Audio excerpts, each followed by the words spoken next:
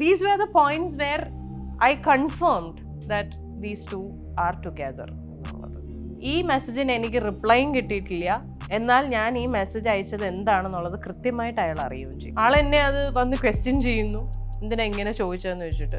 അതായത് ഈ കുട്ടി പറഞ്ഞത് അത് ഈ പെർട്ടിക്കുലർ ഫീമെയിൽ റിക്വസ്റ്റ് ചെയ്തിട്ടുണ്ടായിരുന്നു എന്നെ വിളിക്കരുത് എന്നുള്ളത്. സോ വിച്ച് മീൻസ് ഒന്നുമില്ലെങ്കിൽ പിന്നെ എന്നെ എന്തിനാ വിളിക്കാണ്ടിരിക്കണേ, ഒന്നുമില്ലെങ്കിൽ പിന്നെ എന്തിനാണ് എന്നെ ഫേസ് ചെയ്യാൻ മടി കാണിക്കണേ. ഇപ്പോൾ ഇങ്ങനെ വയറൊക്കെ ഇങ്ങനെ പ്രസ് ചെയ്ത് നോക്കുന്നുണ്ട്, ഞാൻ അറിയുന്നില്ലല്ലോ ഇത്. ഞാൻ കരയാൻ തുടങ്ങി. അവസാനം ഓക്കെ കഴിഞ്ഞു എന്ന് പറഞ്ഞ് തിരിച്ച് എന്നെ ചേറിക്കൊണ്ടിരുത്തി ഒരു മുട്ടായിയൊക്കെ തന്ന് സമാധാനിപ്പിച്ച് ഷെയ്ക്കാൻ നിന്നത്.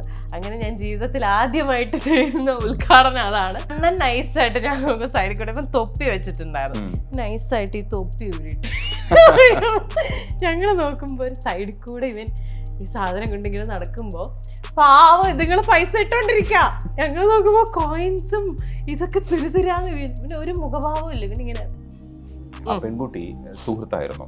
അയാളെ രണ്ടാമത് കാണുന്ന ഒരു സിറ്റുവേഷൻ ഉണ്ട്, ഒരുപക്ഷെ സിനിമാറ്റിക് ആണത്. ആ സിറ്റുവേഷനിൽ എങ്ങനെയായിരുന്നു ആര്യ പ്രതികരിച്ചത് അയാളോട്?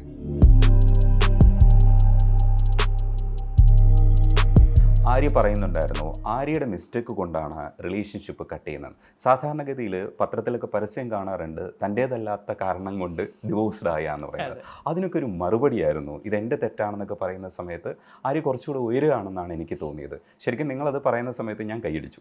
കാരണം ഇങ്ങനെയൊക്കെയല്ലേ നമ്മൾ ശരിക്കും സംസാരിക്കേണ്ടത്, യഥാർത്ഥത്തിൽ ഇതല്ലേ ശരിക്കും എന്ന്. അതായത് യഥാർത്ഥ പിക്ചർ തന്നെ നമ്മൾ പറഞ്ഞു പഠിക്കുന്നത് ശരിയായ ഒരു മാർഗ്ഗമാണ്. ഇത് ശരിക്കും മാതൃകയാക്കേണ്ടതാണെന്ന് എനിക്ക് തോന്നിയിട്ടുണ്ട്. അങ്ങനെയൊക്കെ തീരുമാനം എടുക്കാനും അങ്ങനെയൊക്കെ പറയാനും ഒക്കെ ഉള്ളൊരു എനർജിയിലേക്ക് എത്തിയോ നമ്മൾ, അല്ലെങ്കിൽ അത്തരത്തിലൊരു വിദ്യാഭ്യാസം അത്രയും കിട്ടിയോ? എനിക്ക് തോന്നുന്നു വിദ്യാഭ്യാസം മാത്രമല്ല, നമ്മളെ വളർത്തിക്കൊണ്ട് വരുന്ന രീതിയും കൂടിയാണ്.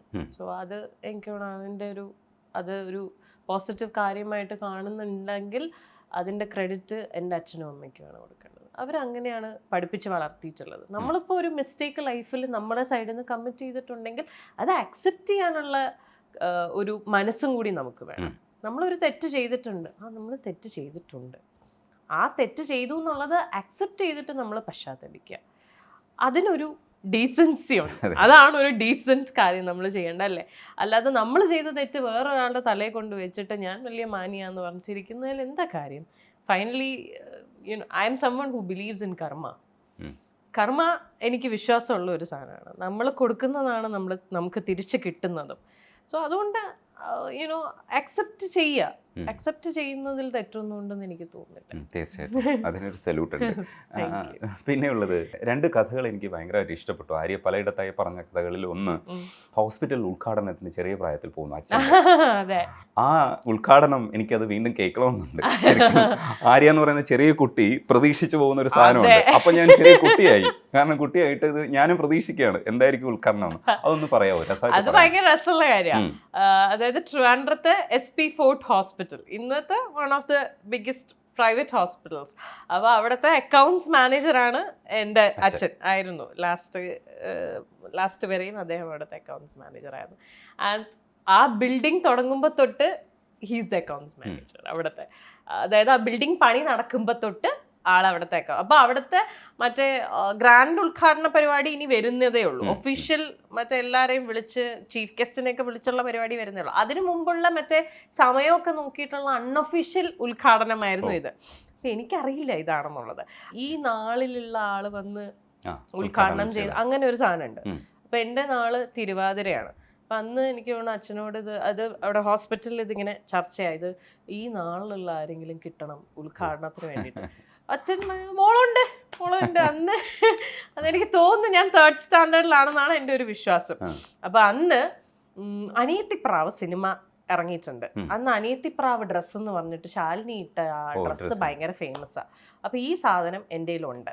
അത് എൻ്റെ ചേച്ചി, അന്ന് അങ്ങനെയാണല്ലോ ചേച്ചിമാരുടെ പഴയ ഡ്രസ്സൊക്കെ നമുക്ക് കിട്ടുന്നതാണ്. അപ്പം എൻ്റെ കസിൻ സിസ്റ്റർ തന്നതാണ് അനിയത്തിപ്രാവ് ഡ്രസ്സ്. ഞാനിത് എന്നെ സംബന്ധിച്ചിടത്തോളം അന്നത്തെ ഏറ്റവും സ്പെഷ്യൽ ഡ്രസ്സാണ്. അതായത് എന്തെങ്കിലും കല്യാണത്തിന് പോകുമ്പോൾ ഇടാനോ അല്ലെങ്കിൽ സിനിമയ്ക്ക് പോകുമ്പോൾ ഇടാനോ വേണ്ടിയിട്ട് മാറ്റി വെച്ചേക്കുന്ന ഡ്രസ്സ്. അച്ഛൻ വീട്ടിൽ വരുന്നു, രാവിലെ ഇവർ എന്തോ പോയി വിളക്കോളുത്തൽ പരിപാടിയൊക്കെ കഴിഞ്ഞു. ആ വിളക്കോളുത്തൽ പരിപാടി കഴിഞ്ഞിട്ട് ഈ ആദ്യത്തെ പേഷ്യൻ്റ് വന്ന് ഉദ്ഘാടനം ചെയ്യണ സാധനമാണ് ഇത്. ഇതെനിക്കറിയില്ലല്ലോ. അപ്പോൾ വീട്ടിൽ ഹോസ്പിറ്റലിൽ പോയ ആളാ തിരിച്ചു വന്നിട്ട് ഇങ്ങനെ പറഞ്ഞു, അമ്മയുടെ അടുത്ത് പറഞ്ഞു പെട്ടെന്ന് റെഡിയാക്കിയിട്ട് ഉടുപ്പിട്ട് ഉടുക്കുക, ഉദ്ഘാടനം അവളാണ് ഉദ്ഘാടനം ചെയ്യണേ, ഇത്രേ പറഞ്ഞോളൂ. ഞാൻ അപ്പോഴേക്കും എനിക്ക് വെച്ച ബൾബൊക്കെ കത്തിയോ, അയ്യോ ഞാനാണ് ഇത്രയും വലിയ ഹോസ്പിറ്റൽ ഉദ്ഘാടനം ചെയ്യാൻ പോണെന്ന് കഴിഞ്ഞ് കുളിച്ച് റെഡിയായി അനിയത്തിപ്രാവ് ഡ്രസ്സൊക്കെ ഇട്ട് വണ്ടി കയറി ഇരുന്ന് നേരെ അച്ഛൻ ബൈക്കിൽ നേരെ വീടിന്റെ അടുത്താ, നമുക്കൊരു ഹാർഡ്ലി ഒരു 7 to 8 minutes നമ്മൾ എത്തും ഹോസ്പിറ്റലിൽ. പോകുന്നു, എന്നെ നേരെ കൊണ്ടുപോകുമ്പോൾ ഞാൻ പ്രതീക്ഷിക്കുന്ന എന്താ, ചെല്ലുന്നു, വിളക്കൊത്തുന്നു, റിബൺ മുറിക്കുന്നു, ഇതൊക്കെയാണ് എൻ്റെ തോട്ടിൽ.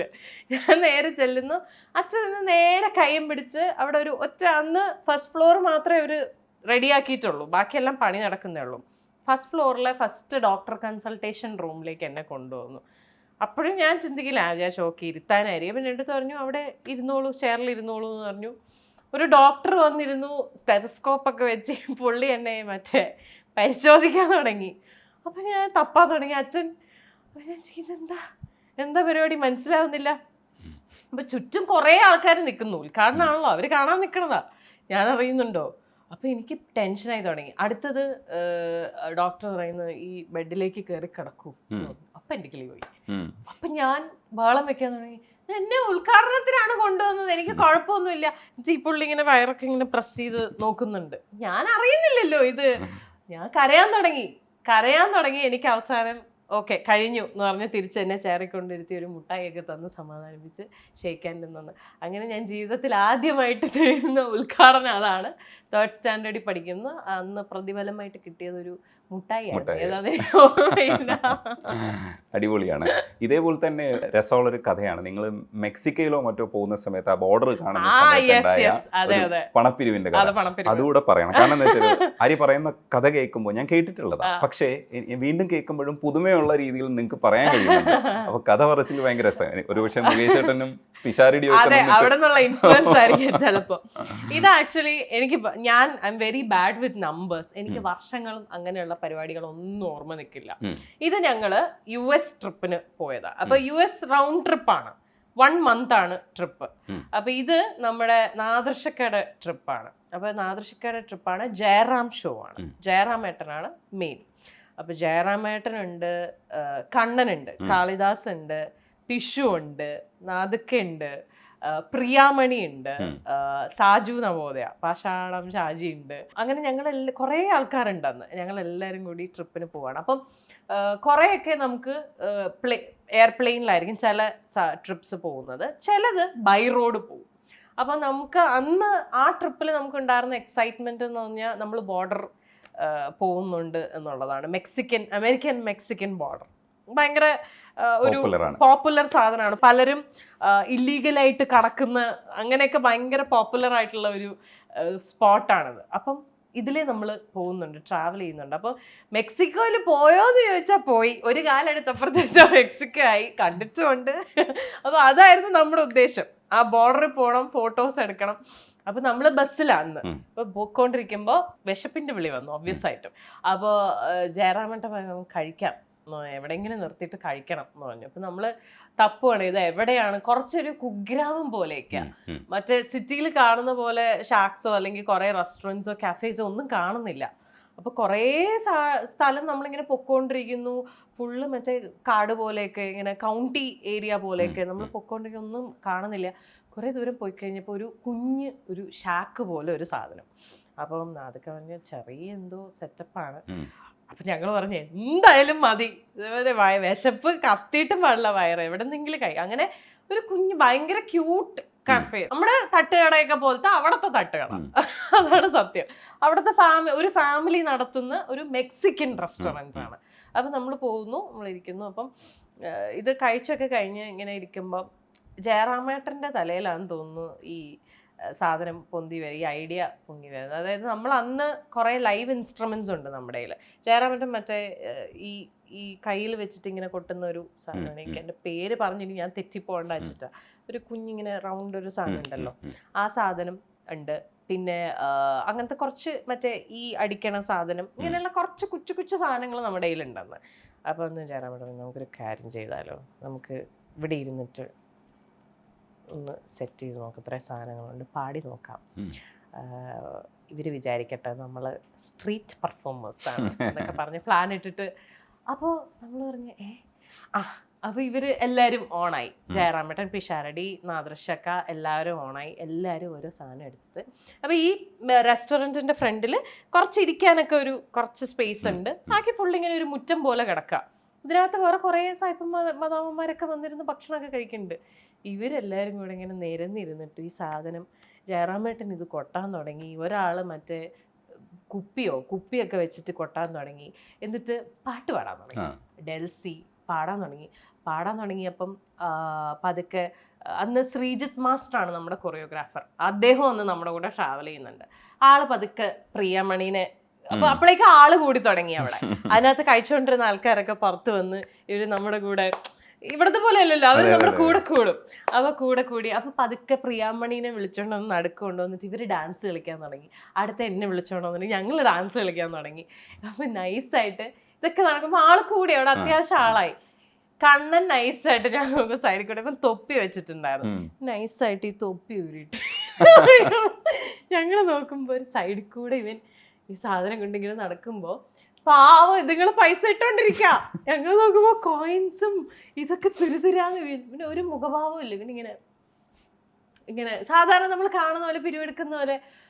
അപ്പൊ ഇവർക്ക് ആവേശം കൊണ്ടിട്ട് ഇവര് നിർത്താണ്ട് ഒരു പാട്ട് കഴിഞ്ഞു അടുത്ത പാട്ട് കഴിഞ്ഞു പാടിക്കൊണ്ടിരിക്കുകയാണ്.